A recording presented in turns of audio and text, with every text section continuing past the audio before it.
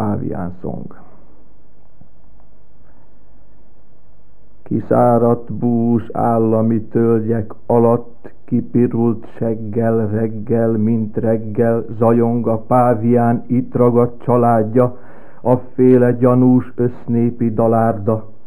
Tömegesen esznek-e húsnövényevők, s egymásnak esnek, láthatod, Istenem, ilyenek ők.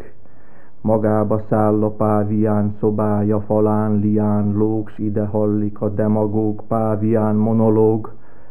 A dús lombokon harmat hever a gondokon, hármat rikkant egy delejes rigó, diónyi velejes tolla hullik röppen, amint elszállja magát fölöttem.